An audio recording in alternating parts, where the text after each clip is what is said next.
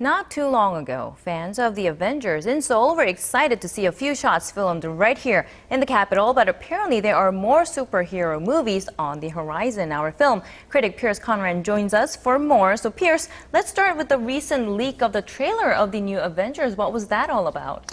Well, indeed, it was leaked yesterday, and once that happened, word got out very quickly online. Fans went crazy. They were very excited about the footage. This is, of course, probably the biggest film that's coming out next year. Right. Now, Marvel, they were quite good about the leak. It went around so quickly and was so positively received that they just kind of were fairly playful about it. They joked on Twitter that it must have been Hydra's fault, which is the group of villains in the whole Marvel universe. Mm-hmm. And then they released a full HD version. And so that's probably a pretty smart move on their part because everyone is so excited about the footage. There's no point in kind of having kind of a negative PR about it. Right. So how do you think it's going to do in Korea? I mean, we have lots of fans here in Korea. Absolutely. The Marvel brand is very well recognized in Korea. A few years ago when the first Avengers came out, it was the biggest film of that year with something like 7.6 million admissions. Mm-hmm. And then last year, Iron Man 3 was even bigger at 9.1 million. So that was again the biggest foreign film that screened last year.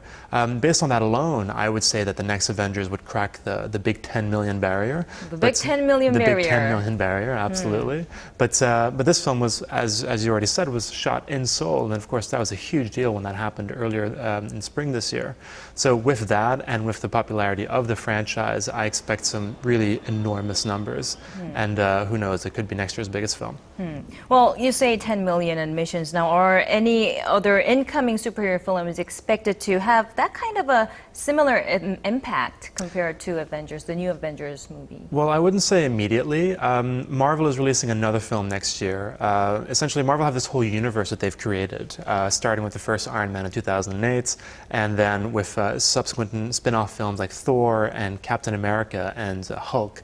And all these characters came together for the Avengers films.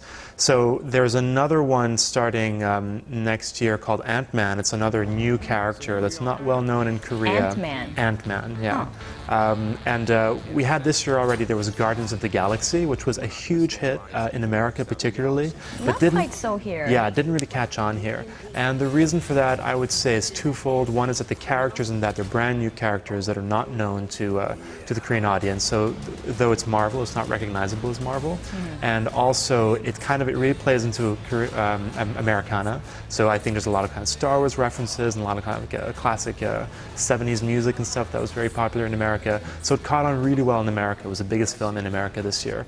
But those factors didn't really translate here, though people did enjoy it when they saw it, but word didn't really get out. Right. And I'm going to be honest here, if you're not an avid fan, it's really hard to follow all the characters from Marvel, from DC Comics, and speaking of which, they are making a big play soon, right? Is that when they will enter the fray? Absolutely. So Marvel have been doing this for a few years, and so they're in they have these phases. They're about to start phase 3, I think. And DC are kind of jumping into it very quickly as they have a lot of catching up to do.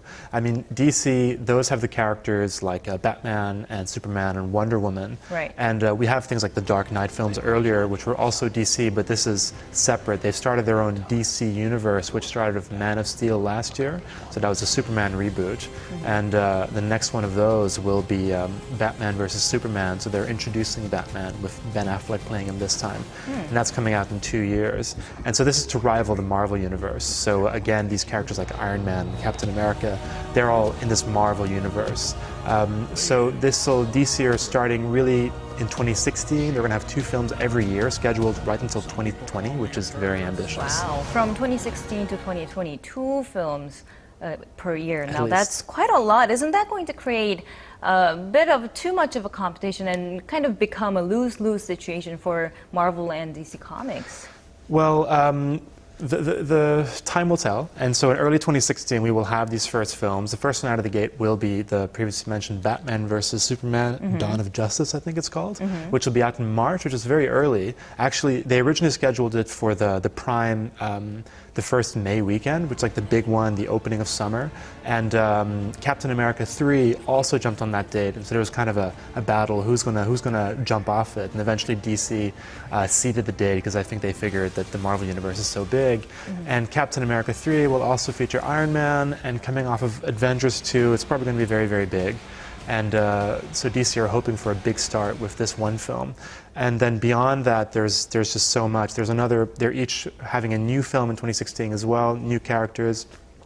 I think it's Suicide Squad is the DC one, which is like a bunch of supervillains that kind of are kind of a little over it or something like that, and then Doctor Strange is another standalone character that's going to be introduced by Marvel, so just a huge amount of films being introduced. And there are also other studios, you said, that are jumping into this market as well. Yes, so we have those as are. If that's not enough. As if it's I'm not already enough. just swamped with all these it's characters. Incredible, but just wait for it because it gets worse. You have so Disney has all the Marvel films, Warner Brothers has all the DC films, but Marvel also has characters that they don't own the rights to anymore. Principally, there's the X-Men films, which are all owned by Fox, so X-Men characters cannot appear in the Disney films. And so we've had a bunch of X-Men movies. There's more coming. And then there's Sony have the rights to Spider-Man and a few other things. Right, that I've heard of. Right. All and the conflict. That's what started it, actually. Spider-Man was the first film back in 2001.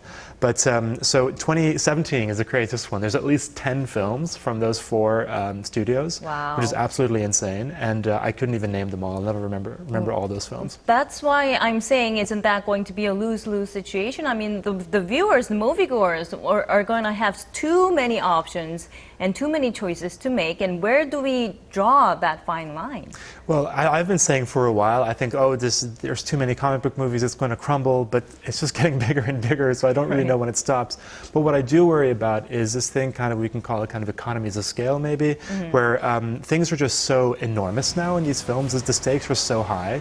I mean, you can do anything in these films, and they're already at that point. How much bigger can you get? So after a few more years, and once like all these characters get to their kind of final thing, I don't know how they can top that again. And because these studios are doing their rival universes, they have to top each other as well. So after a while, it's going to be too big, and I don't know what they'll be able to do anymore. All right. So if you're a huge fan of comic book characters, then 2016 and 2017 will be the years that you want to look forward to. Absolutely. But either way, it'll be fun to see how it all plays out. Okay. All right. Thank you very much, Pierce, for coming in today. My pleasure.